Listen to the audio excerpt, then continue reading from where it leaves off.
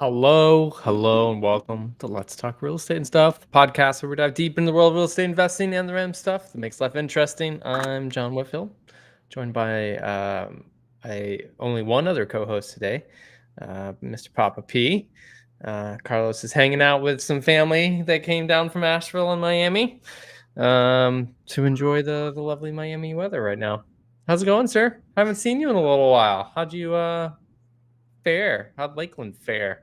The government tried to take out Central Florida with their hurricane, and it failed. We're still standing strong.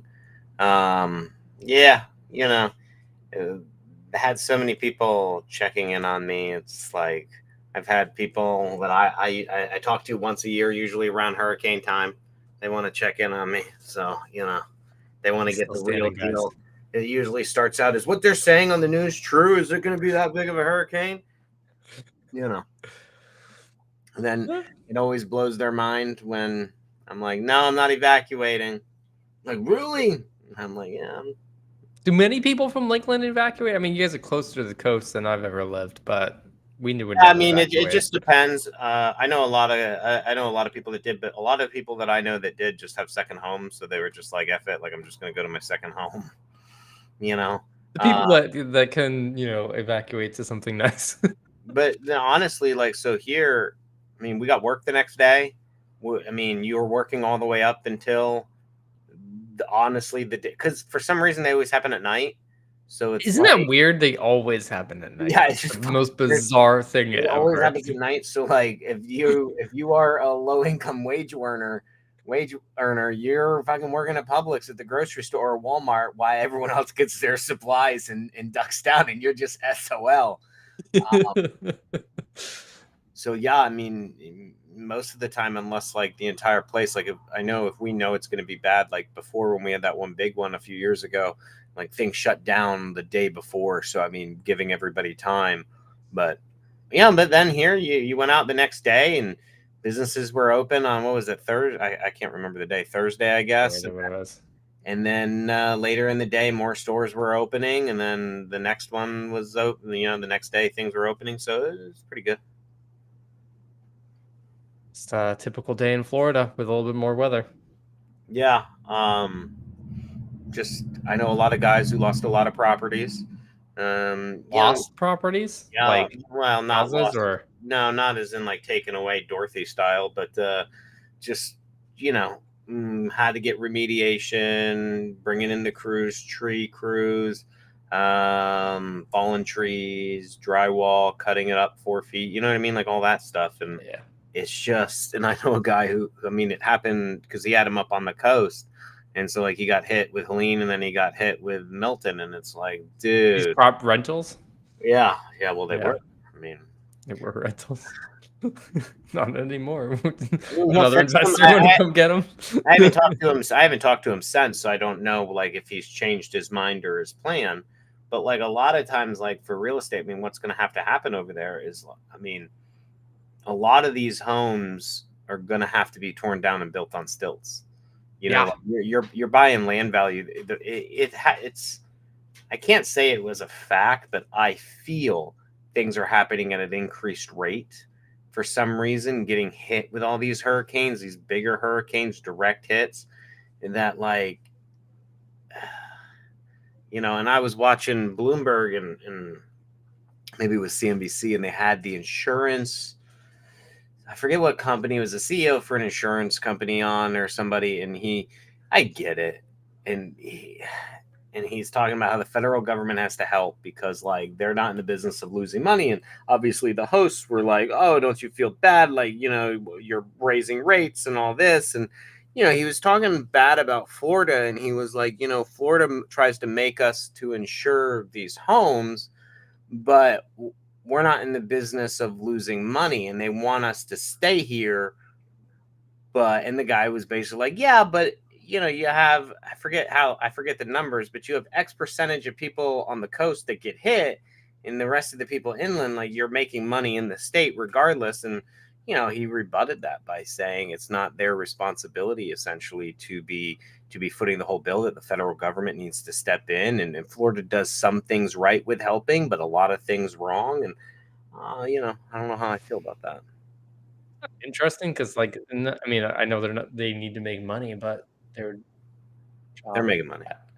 Yeah, that's the thing is, like, how much is this really costing them with I how would much they've love to see. changed in regulations for what they even cover now in a I house that know. gets hit by a hurricane? Which I never knew until leading up to this hurricane. I think you and I talked about that. I was ignorant of I just assumed everything was covered. I did not know until I saw somebody's TikTok video explaining like their insurance claim from Helene, talking about like, well, it only covers like XYZ. It doesn't cover every single thing.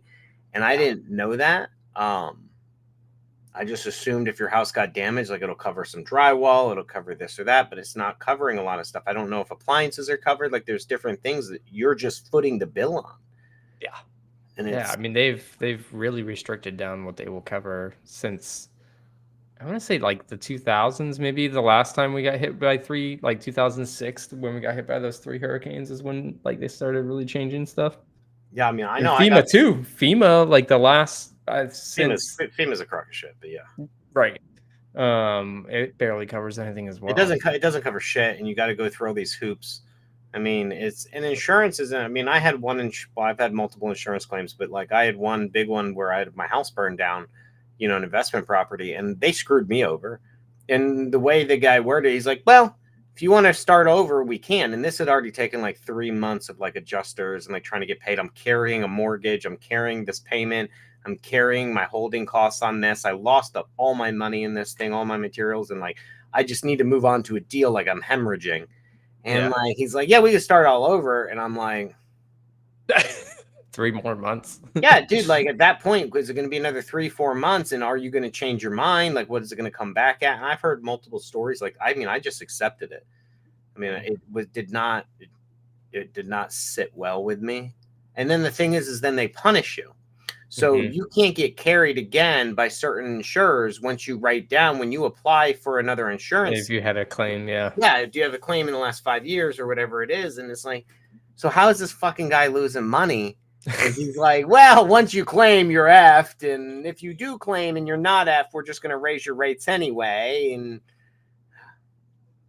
But I remember it's interesting because I remember after Katrina hit, a lot of the coastline states there changed regulations for building codes and made people put like if they wanted to build back, they had to put it on stilts. I haven't really seen any of that happen in Florida, I mean, and it we get hit should. with more. Yeah, right? Who was it 'Cause in your? that's what Carlos and I were talking about. I was like, this is just gonna keep happening over and Yeah. over again, and these houses are just gonna keep getting wrecked over and over again.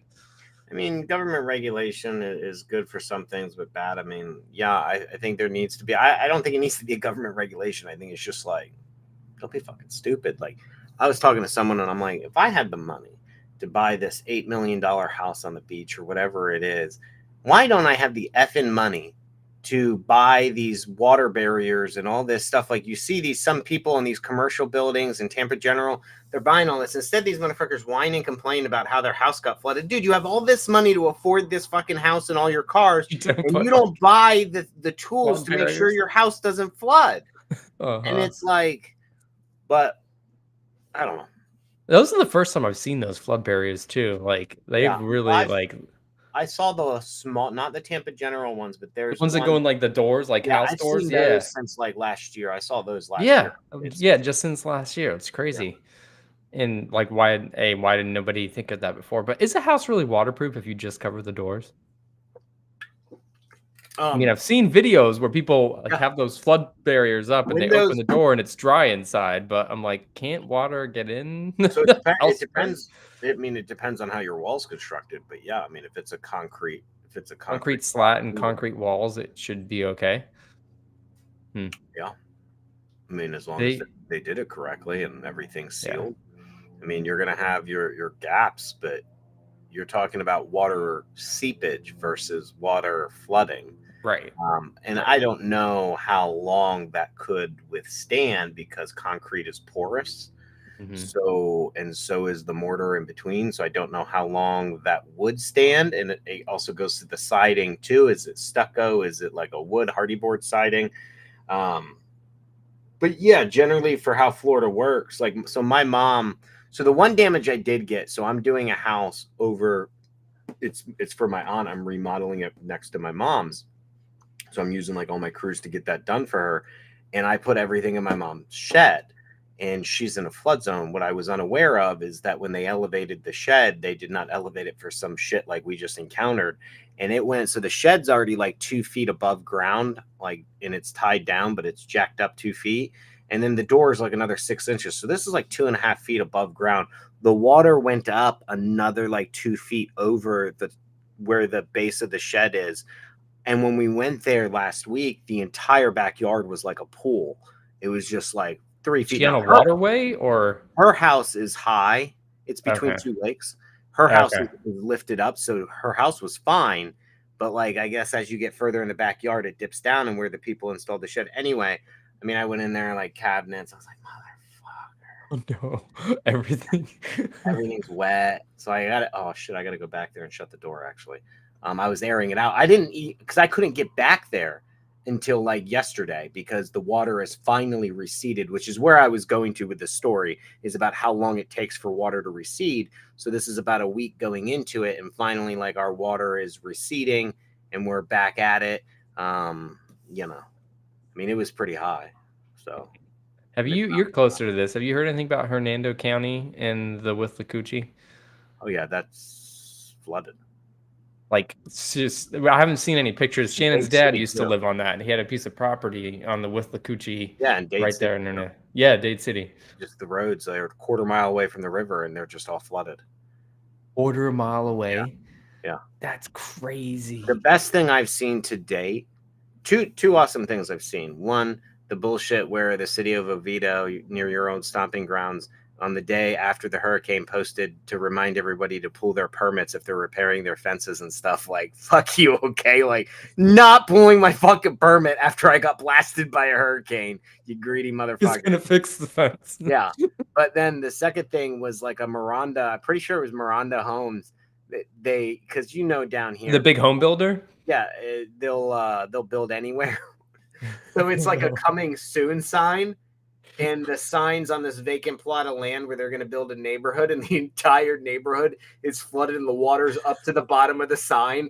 And it's like, but you know what? That guy will fucking fill some sand in and just fucking build there, and no one will know until like it happens again. Yeah, I mean, which it doesn't happen all the time. Stuff like this, it's a one in No, that's like 1 in 100 year flooding. Helene was like 1 in 100. I mean, maybe this was. I don't know. I felt like Irma, we got flooded pretty bad. Yeah, maybe at least Dade City. Like I know from that, like they had something that. Anyways, yeah. But you know, I mean, is the real estate wise? It's like so. People building these houses, like yeah. So my mom's house is built up, but some of those other ones weren't, and I know they flooded, and she's between two lakes, so it's kind of like, and it wasn't bad flooding per se, but a lot of these houses are more elevated to account for that. Some that are really old aren't. Yeah, and it's like over on the coast, it's the same thing, and I used to live over there, and I remember I experienced a hurricane over there, and I was just like, F this, like I don't know why I want to live over here. And I came inland. It was more tourism is the reason why I moved inland, but I was so tired of all the tourists in Clearwater. Oh my God, yeah. Oh, Clearwater, good God. I lived in Clearwater when I first moved down, and it was nice. Like I used to run a lot, but the traffic and yeah, I'd go to the beach, and it was just a pain in the butt, dude. It was just a pain. But I have seen a lot of people targeting our areas down here, and I've already seen stuff on Facebook in the groups getting sold as land value, rebuild. You know, these houses are being just written off, and developers are going to come in, and they're going to make a boatload of money. I think it's a prime opportunity. I don't know the cost. I don't know if it's going to be affordable. I would imagine most likely not. But where I went down to the Keys once to pick something up, I bought one of my dogs down to the Keys many years ago, and that's like the person I bought it from. Her house was like, I don't know, I was gonna say like 2 stories up. It was high. We had to walk up like 3 flights of stairs to get to her house. I didn't understand it at the time. This was like, I mean, I think I was only in Florida for a couple of years at that point, and like, it was all new to me. Now looking back, I now understand why that area of the Keys had all these homes that are like fucking 15 feet in the air. And yeah, so I would imagine that's what we're getting. over here on this side now. I mean, I'm not that I'm all for investors coming in and taking land and stuff, and the poor people that live there are not getting compensated effectively. But I just wish that when they rebuild them to withstand, these types of things. But I They're don't going know to have that to, is what codes. I'm saying. Yeah, they're going to have to. It's not about code. It's going to be insurance. I think That's a insurance good will be point. the driving factor behind it. Insurance is going to say, I'm So not going insurance is safe. to You're not on stilts, and you're in this area. We're not going to insure your house. because let's be clear about something. They're not selling homes that can't be rehab. I mean, we've all rehab flood. I mean, I've rehab flooded houses. I've sold flooded condos. Like, we've done How do it you do all. that? Okay, let's loop back to that. You keep going. Really want to understand this because Carlos and I were talking about it. I was like, I have no idea. Keep going. I mean, What's we've your point about insurance? And we'll come back to Oh, I'm flooded house sorry. Yeah. rehab. So, the insurance, I mean, basically it's like, yeah, dude, like, because again, those homes can be rehab, but if I'm an investor and I'm going to buy this 150K flood home and then put another 150 back into it to sell a 300K home or whatever, 350, whatever the numbers are, but then insurance tells a new buyer they won't insure it because they just redid their flood rules and all this, and this was just flooded, and they're not going to insure something that was just flooded. They're going to require you to be this, and this. I see that happening. And so as an investor, will I pay 150 to rehab it, or will now I require, and these are all fake numbers, now I'm going to say, hey, I need it so I could demo it. Demo costs are going to be another 20K. So now I can only pay 130 or 115 or whatever it is to make up for that. And then they'll go build their home and then sell it higher, and then they'll be able to get insurance. There's already homes like this, and there is a neighborhood, and I'm going to mess this up, in a part of Tampa. I was going to say Odessa. I think it's Tampa.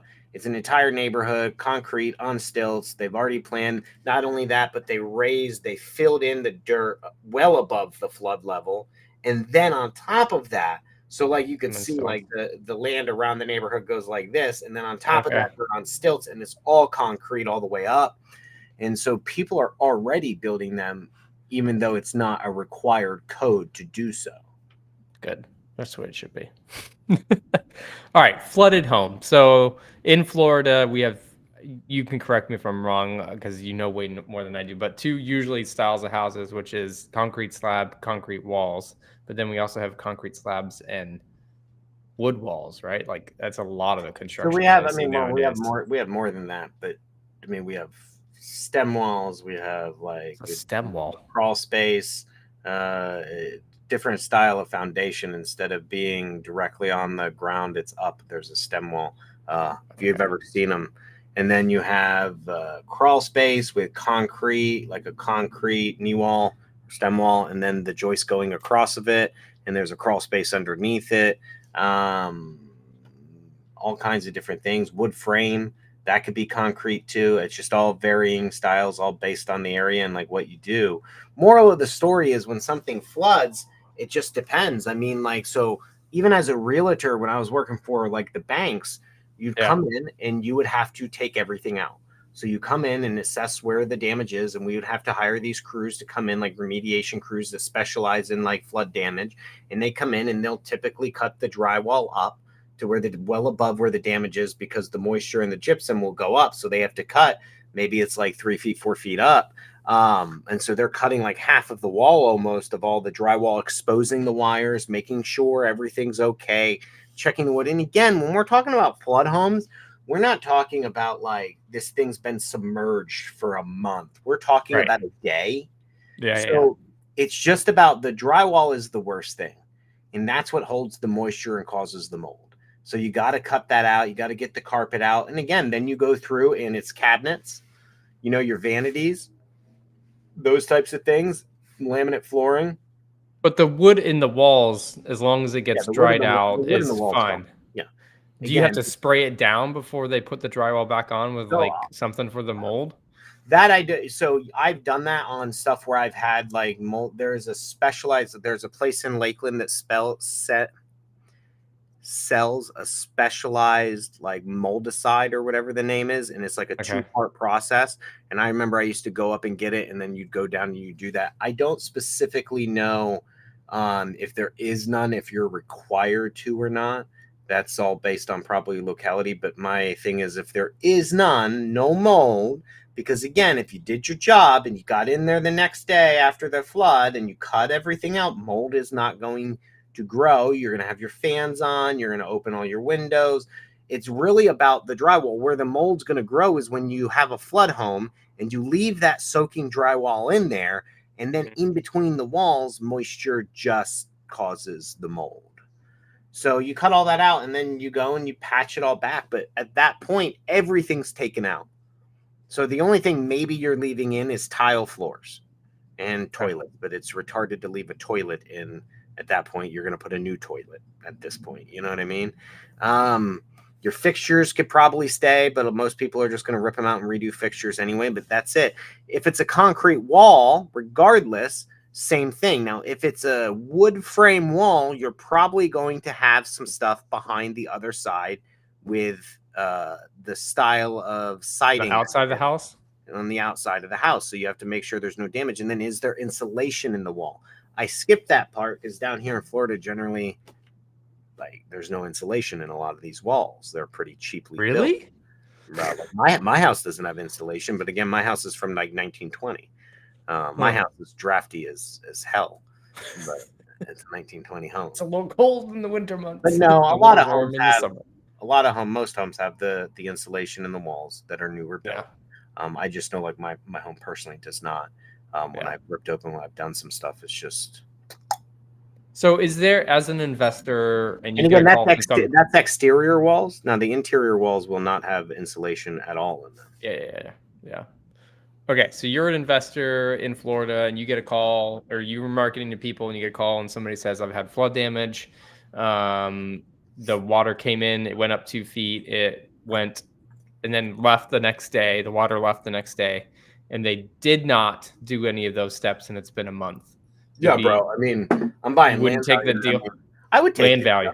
It's I just was exaggerating that. Again, it's all based on. I'd have to go there and assess it, and I'd have to probably bring someone to cut open the wall and to see what's going on. In that case, yeah, that's going to be a lot more work because now I'm going to have to remediate mold. Yeah, and there's a way to do it and an off the books way to do it. Both can be done the right way. It just depends on who's hiring who and whether you're going to do it yourself. I mean, it's just. Again, you could go buy the materials to do the same thing. Is there a style of home that you like? This is water comes in, goes up 2 feet, leaves the next day. Is there a style of home that you feel like is just not going to survive that? An old wood frame home with old wood siding. I mean, I don't really flip anymore. And even at the end of my flipping days, I mean, I just got so fed up with all of the wood frame because when I was young, like back in my 20s, I used to buy wood frame homes and flip them because no one else wanted them because we didn't have a lot of competition. So you could pick and choose back in like 2010, 11. And so like I was buying wood frame homes because no one was wanting them. And I was doing all this heavy lifting and it was hard as shit and everything's jacked up. And then as the years went on, I just wanted concrete because it was just like, it was so much easier. And wood frame is just a disaster. And you add flooding to that. Like I remember I did one that had leak flooding, like the bathroom leaked all through and I had to rejoist the entire floors. And so you have stuff like that from sitting water. That's where the real damage goes into wood is the sitting water. And then you have to account for plaster too. So like plaster doesn't mold because it's a concrete mix, but you don't know what's inside the walls behind that. And in order to find out, you have to go through plaster and lathe. Generally, there's nothing behind plaster and lathe but an empty cavity connecting to the other wall. I think these walls are plaster. No. What year is their house? 70s? No. It's drywall. Really? Doesn't feel like the drywall that I've experienced in my life. It could be plaster, but generally plaster was maybe it's drywall with like a fancy. It's not about the feel. You would have to. I mean, you'll know if you go to drill into it. Can you hang? Stuff do it. It flakes out. Can you hang stuff? I can, but it flakes when I drill into it. The hole flakes out and expands on the out, like where I'm drilling in. That's drywall.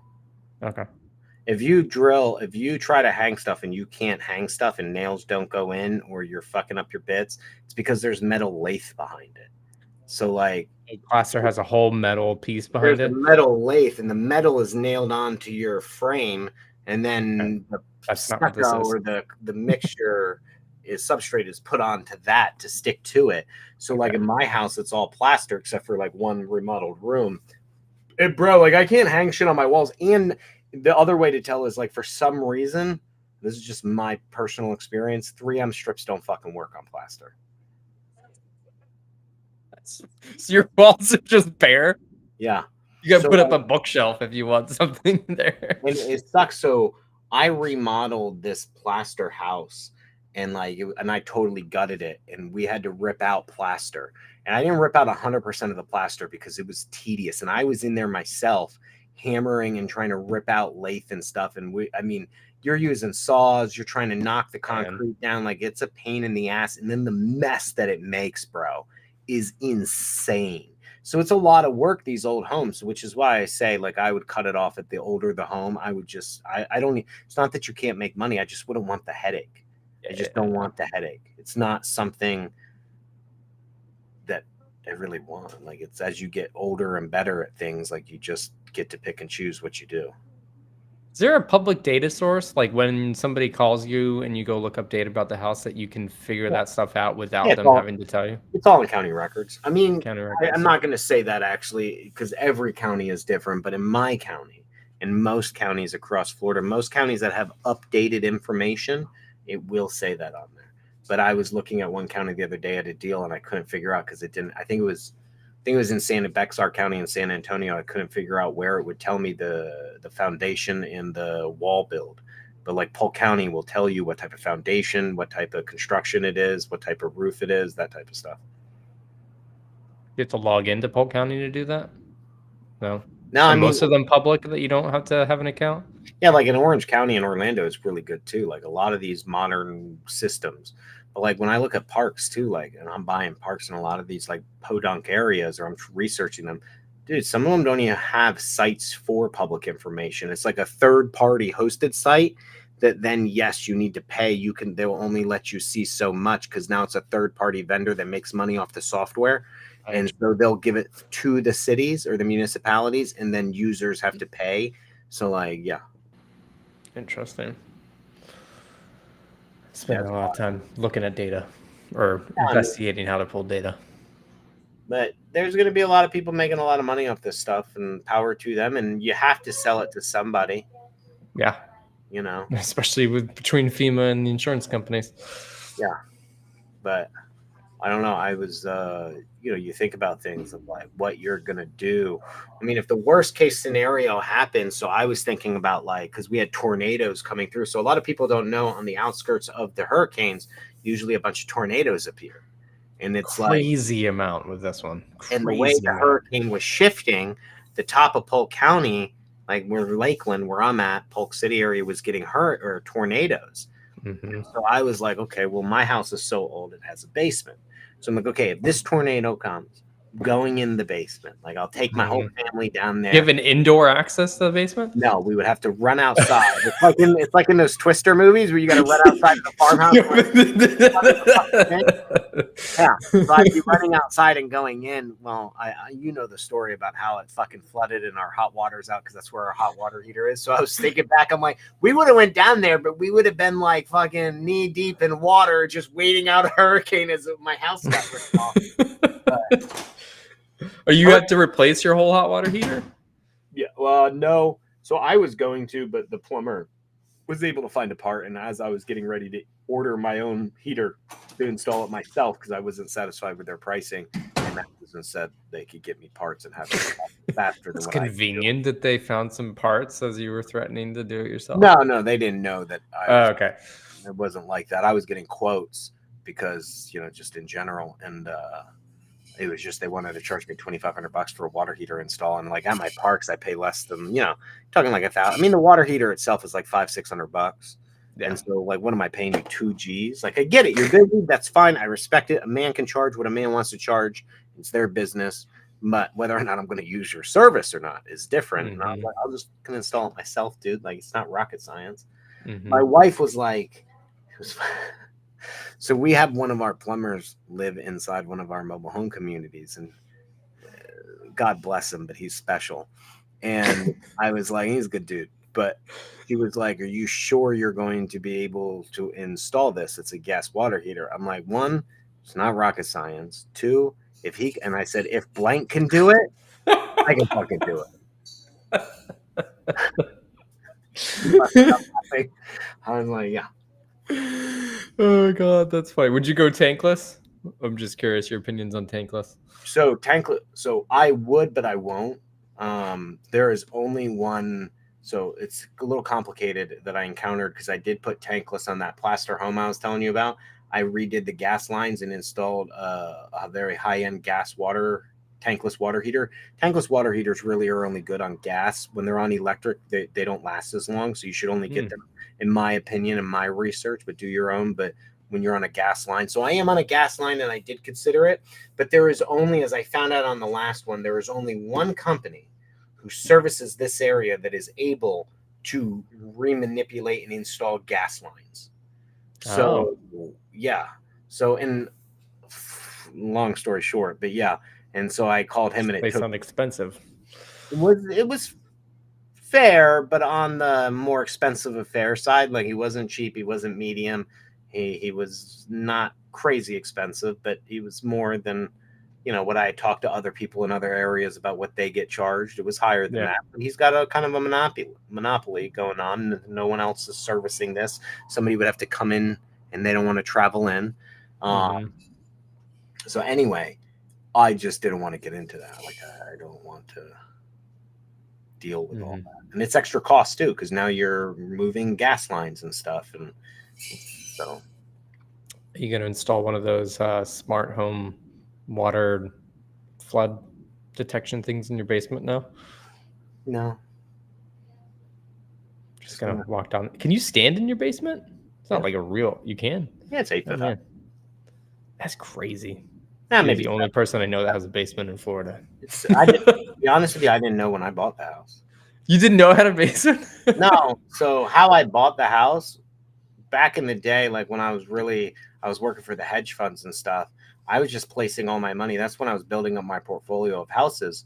And like I knew the listing agent, he worked at my own brokerage, and I drove by, saw a sign. I'm like, bro, what's going on with this house? And it was prominent, like it's sitting on. I've always wondered about this house. Here it was for sale. And he's like, oh yeah, I can get it. It was like 155 or something. He's like, I can get it for you for 150. And I'm like, cool, dude, write it up and send it over. And so I didn't even see the house, never went in it. He wrote it up. We negotiated. I ended up getting it for 153. Boom. Never did an inspection, never walked the thing. I just signed it. The first time I saw it was on the day of closing when I got the keys. And then I went in, and then I was trying to figure out why I had no heat. I couldn't figure out why I had no heat. I had no hot water. And I called one of my guys that worked in my crew, and he came over. He's like, yeah, it's because you got to hook up gas. I'm like, what do you mean? He's like, well, you have a gas water heater in your basement. I'm like, what are you talking about? Basement? Basement. He's like, you have a basement. And I was like, where? I was like, I've been through it, and in my mind, I thought it was an interior basement because up north, you have a door in your kitchen usually that leads to your basement. I'm like, what the fuck is this basement, dude? There's no basement. You're lying to me. He's like, no, come here. And he walked me around the side of the house, and there's a fucking basement. And I was like, oh shit, there's a basement. Oh my god. How many houses in Lakeland have you encountered that have a basement? Is it common out there for the age of that house? So the only other one, I sold one for a hedge fund. It was not a basement, but it was a walkout because it was built into a hill. So it was one story up top, and then it went down. And so it was and the driveway went down. So it was kind of like a garage basement that was finished, but it would flood all the time too. I'd have them help them install like a French drain system to kind of move the water away and pump it out. But French drain system, fancy. With like a pump, so it wasn't really a French drain, but yeah. But I mean, Leesburg, I encountered some up in Leesburg, but that's because they're a little bit higher ground. Yeah. Interesting. So are you not planning to live in this house? You're going to put it in your portfolio as a rental? Yeah, and then life happened. Me and my ex ended up not being together. I sold my mom my other house that I bought down in the rich area down on the lake because my mom and dad wanted to come down and she wanted that area. We couldn't find any homes. And I bought that one day for me to live in. Like I thought we would move there. Like we were going to tear it down, like build. Like I was like, man, this is a great location. But the only way my dad would commit to moving is if I found something in a price range he wanted, which was unrealistic. And if my mom would find something in an area she wanted, which in that price range was unrealistic, I happened to have a house. And so I sold it to them for the price they wanted. I sold it to them basically at the price they wanted. I made money, but I sold it well under market value. My dad, up until the day he no longer is with us, up until that day, he still told me I ripped them off. What? Are you serious? 100%. That was my dad. He was always telling me how, like, this house, I ripped him off. I charged him too much. It's a POS. Like, I conned him. He should have never moved out. Like, that's hilarious. I told you like a $300,000 and some dollar house dad for like $185. Like, calm the fuck down, you know. But anyway, so I sold that. So then when we split, I ended up moving into this house because she kept the house and I needed somewhere to go. So I just moved into here. And at the time, it was my office. I was using it as my office. So I had to live upstairs and then eventually we got our own office and I turned it into my house. And then you no had to put AC in it eventually. Have you put it? You put AC in it now, right? And hot water. This man was living like a caveman for years. Yeah, long before cold showers became a thing. I was taking cold showers every day. Yeah, because I was too cheap and lazy to install water. And sweating during the summer like a crazy man. Bro, if it wasn't for my kids right now, I wouldn't even bother with the water heater. Yeah. If it wasn't for the kids, like I'd just be like. I'd say you could teach your older kids something about cold water. About your young kids need. He literally showers in it every night. Like he's learning it. Oh, that's awesome. Resiliency. Well, sir, what have you been up to besides parks and houses and hurricanes? Oh, nothing, man. Just, I'm so close in the software I've been working on. I'm using it. I'm getting my transactions and stuff in it. But, it's just tough because, there's not a lot of softwares out there that really focus on transactions and, all the inner workings of the steps of transactions. And I wanted something that could really mind map out, a process for all the different steps for working on a transaction, and not just for single family, but for wholesaling, but for novations and also for my mobile home parks, because the problem is wholesaling is a very semi-easy process, I guess, of transactions. Yeah, you have some hiccups in title and stuff and showings, but once you start adding in novations or a commercial deal, there's a lot of steps that you have to take in there. And how do we make sure we're not missing it? So I've been working on the software, getting it going. I showed you. Go ahead. How detailed do you get in the process? Because I remember, 8 years ago, I was working when I was a Podio consultant. A guy hired me to build a transactions management system for his transactions manager that they were trying to kind of take it off their plates as the owners and put it onto an employee. They wanted a very kind of detailed process of if this kind of situation occurs, then this needs to happen.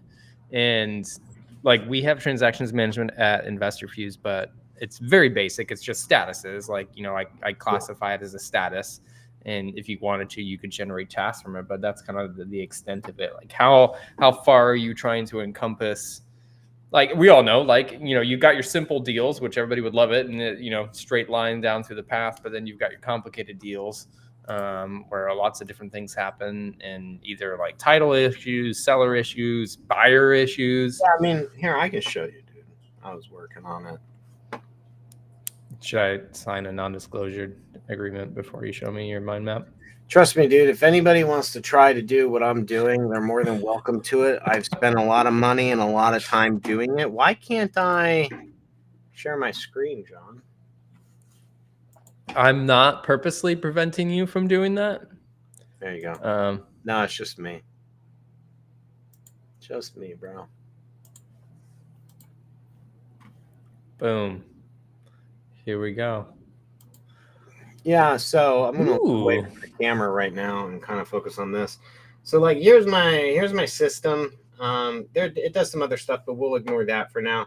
So like it'll work on like active deals that we have going down, and obviously this is like my test account. No, don't be calling these people. These are not real properties. I'm in my admin.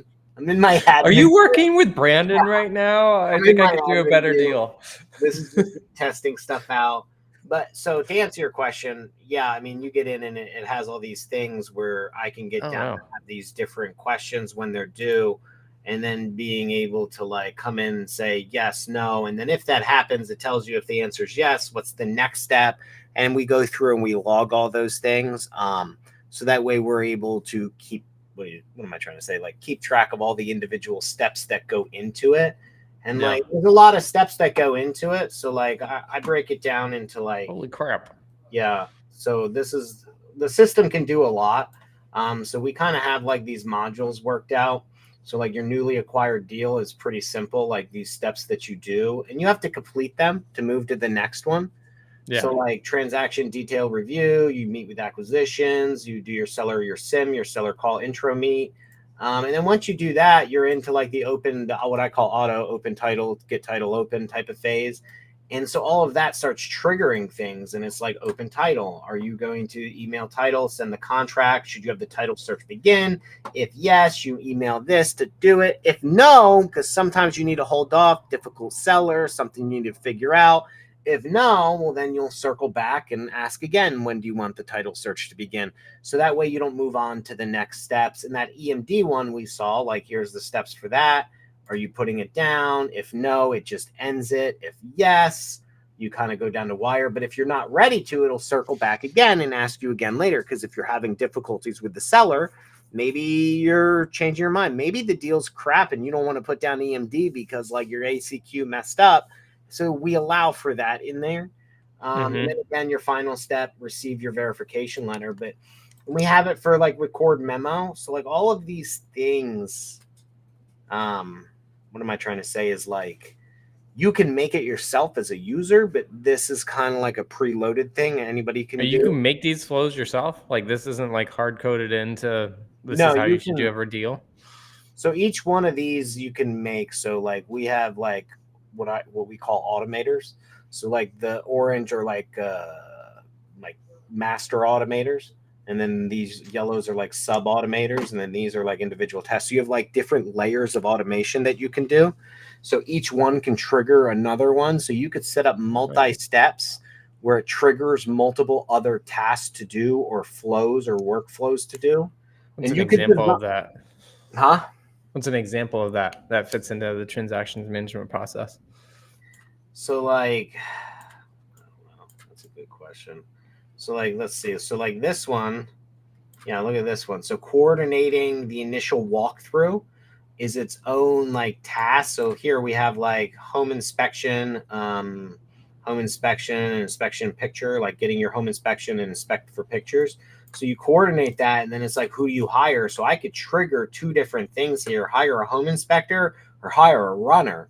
Each of those will run through its own flow. But then as I get down here and we schedule it, right, then I can trigger setting up the seller access, right? So I could set up by triggering, what do? You get the seller availability, select the showing, confirm the notice. And then that in itself triggers another automator, which is get the inform of access final, confirm the day of, receive your photos. And then we have another one that says expense pay, which then triggers. So what does this trigger? Like 6 different things. This flow, and then it triggers the final vendor expense payment, paying your runner, paying your home inspector, because it actually logs inside of there. So they're like little mini processes. Like each one of them is like a process that has a start and has an end, but during its whole process, it could branch out and trigger other things depending upon, what you do in that process. Yeah. So like you have the ability to like, so kind of what I've been working out with this is like the ability when I'm inside of here, inside of the system itself, you can manually trigger something if something new pops up. So for example, down here, we have all these pre-built modules, and it's like, do I want to call the title company, call the seller, email follow up? these things, you can go and you could trigger one of these and it'll automatically trigger calling the seller. Because, yeah, maybe like something popped up. You're like, damn, I need to call the seller tomorrow. And you're like, trigger that and schedule that time for when it's due. Call him. It starts tomorrow, due within a day. I need to call him tomorrow and I need to get a hold of him by tomorrow. So you could do that type of stuff. So yeah, although this is here, you can either design it from scratch or use the pre-built ones. And then within there, you can kind of adjust and add stuff as you go if you have things pop up that are not accounted for in here. Oh, that's pretty cool. When are you, people can get this now? Yeah. Yeah, I mean, we're using it over here. It's not something I'm actively marketing right now. I mean, it's something that's available as I talk to people. If people need something like this, we'll get them into it. And what we're looking for, or what I'm looking for, is more. What am I trying to say? Like people who want to get into it, play with it, make it better, use it. Beta like users. Yeah, beta users. It does a lot aside from transactions for the deal itself. And a lot of other features for contacts, because we could tie. One of the cool things is we're tying all the people on a transaction to the transaction. So like your employees get tied to it, calculates their commissions. The title companies get tied to it, the buyer, the sellers, you track the offers. So you can really see everything within here. It's not anything other than that. It's not a CRM. We're not trying to do seller generation. We're not doing buyer lead generation. We're not providing buyer data. It's just more about the deal management aspect and people management. So employees, the contacts or buyers, and the transactions and the title companies, all the people involved in their contract. That's kind of what this handles. Why did you want to focus on that area versus like a dispo or buyer lead gen or anything like that? Because it's like, it's the most, I think one of the things a lot of people mess up on is the transaction process, because it could be very tedious. And when I was getting into mobile home parks too, it was really becoming apparent. But it's really what do you call it? Like the piece de resistance to like a deal. It's like, yeah, everyone's got a CRM and everyone's got this dispo thing or marketplace, but it's like, dude, like everyone's winging fucking transactions. And I was tired of winging it. Like I was just sick and tired, and I wanted something that was like a CRM, that had like real functionality like a CRM. And like and also kind of like a dispo platform where it was like, a dispo platforms really save contact info. Yeah. Like, and it really builds like notes on stuff, and like a good dispo CRM does all that. And I was like, man, like if I could find something that was like really ease my transaction flow and allow me to keep some contacts and tie people to my deal, I could really get a handle on like the deal itself, make sure I don't miss things, and make sure there's a flow. Because like, how do I know my team is doing what they're supposed to be doing when they're supposed to do it?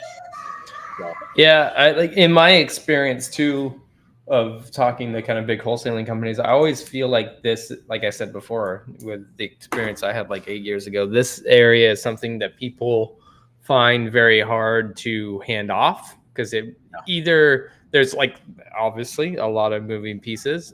Yeah. And if you don't know all these moving pieces and have the experience and you've done tons of deals, like I think they find it hard to train new people to do this, and like it takes a long time for somebody to get up to speed on like how to do like real estate investing transactions management. I wonder if your software will kind of unlock that for a lot of the companies out there. That I mean, who are you targeting in terms of amount of deals per month with this? I mean, you would want to have a couple deals per month. I mean, honestly, you don't need a transaction software if you're doing one deal a month. Yeah. 2 deals a month, you can still kind of manage, because a lot of things aren't really popping up. But once you have a team and you're doing multiple, because once you have a team, you're probably doing 3 to 5 deals a month, even if it's just you and somebody else.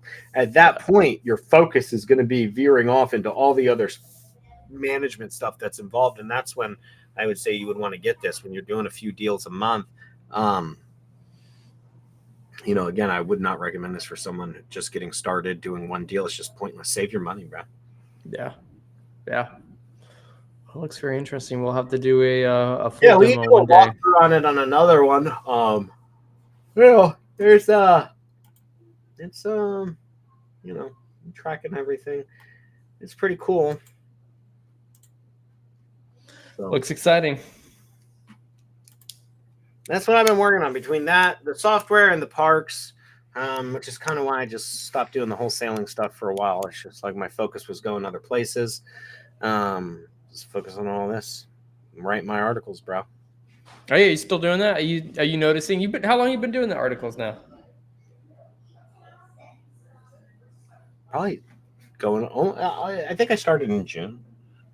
You noticing any corresponding trends to traffic or anything like that? Yeah. Well, yes and no. So like my open rates are always going up. Like I get very good open rates on my email list because again, like it's not just like cold emails. So my opens are really good. And then my click-throughs are decent, but I am seeing an increase on my click-throughs, but not to the level that I was really expecting. But again, like my articles are very detailed. So I get some people clicking, but there's stuff I'm gonna do. So dude, one of the things I'm gonna do. So one of my subscribers, who happens to be my mom, I noticed he was my my famous supporter there, but she was using Siri to read back the articles, and so it gave me an idea. So I found this Interesting. thing exactly. So I found this software. It's called 11 Labs, and it's pretty decent. 11 Labs. It's an AI company, and they'll dub my voice. And so you pay a monthly plan, and what it'll do is they have an embedded audio player I could put on my website. And then what I could do is because, if my article is like 10-minute a read, so a lot of my articles go between 10 and 15-minute read. And that's a lot of time to read, right? It's not a quick little like bullshit article. Like I'm actually writing this. This is not just copy and paste from like ChatGPT. This is me sharing experiences. It's a lot, right? Like no one like dedicates. So I was like, man, if she's listening to this, I was like, what if other people wish they could, but just don't know how? I was like, what if I could find somebody that could I could find a way to record, and I thought I would just talk and record. And then I found this 11 Labs. So I'm working on getting that embedded onto my site now. And then I'm going to enable people, and which I think will help my click-through rate is what I'm getting at, because then people will say, I want to click to listen instead of click to read. Yeah. Do you do like the email has like a preview of the post, and then they got to click to go read the full length? So it's like a full-on newsletter. It's pretty decent. It's like you kind of go through, and so like I'll show you. Look at this.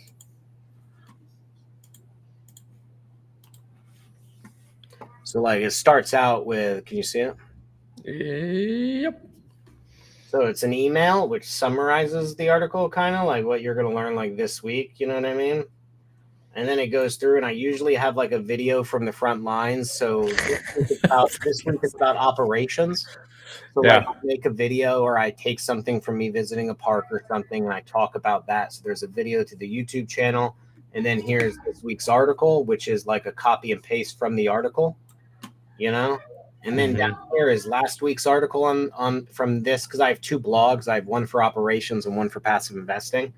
And here's like scheduling call, and this is to join the Capital Net Partner Network, the list for investors, and then again to join the other blog that I have. So it's kind of like a newsletter within the blog, and then that takes you to the actual, obviously, to the actual article itself, or the blog itself, if it would actually load. So what if you could put, we're almost out of time here, but if you could put 3 benefits to your consistency of doing these things since June, what have you noticed either personally or in your business from staying that consistent and doing those longer articles? I have noticed I've become a better writer, because even though I have ChatGPT help me, it's still my article that I write the entire thing of, but I'm picking up on patterns of the corrections it's giving me. So I've noticed I've become more concise. My structure is better. So I'm getting better at that the more, and I just feel like I'll keep getting better. My savviness, and because I built the website by scratch. Like I built all of the automations, the newsletters, all the things that go into it. So that's really helped me. And then I think the third thing would be like just capital raising. Like I have now set up from this multiple calls with investors that use those buttons that click through and want to set up calls with me.